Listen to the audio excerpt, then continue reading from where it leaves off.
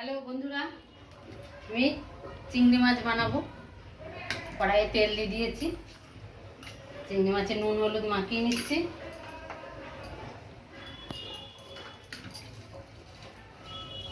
মাছটা ভেজে নিচ্ছি।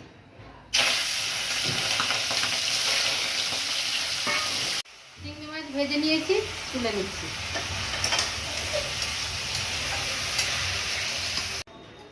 কড়াইয়ে তেল দিয়ে দিয়েছি, আমি এলাচ আর লবঙ্গ দিয়ে দেবো।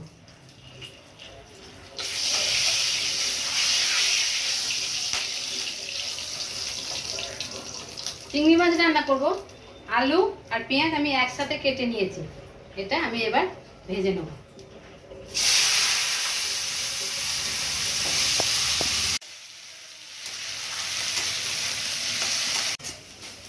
আলু পেঁয়াজটা ভালো করে কষিয়ে নিয়েছি, সুন্দর করে ভাজা ভাজা করে নিয়েছি।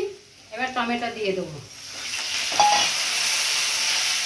আর দিয়ে দেবো জিরে, আদা আর লঙ্কা,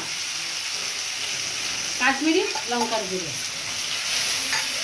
এবার একটু জল দিয়ে কষিয়ে নেবো। আবার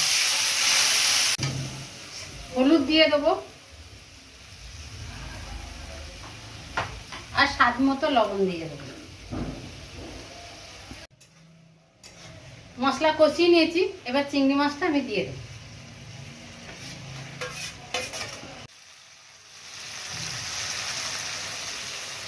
চিংড়ি মাছ আলু দিয়ে সুন্দর করে মশলা দিয়ে কষিয়ে নিয়েছি।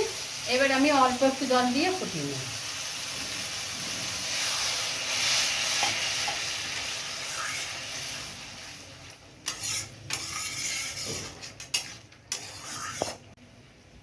একটু কাঁচা লঙ্কা দিয়ে দেবো আর ঢাকা দিয়ে দিলাম। হয়ে গেছে চিংড়ি মাছ, এই দেখুন। এবার আমি একটু গরম মশলা দিয়ে নামিয়ে নেব।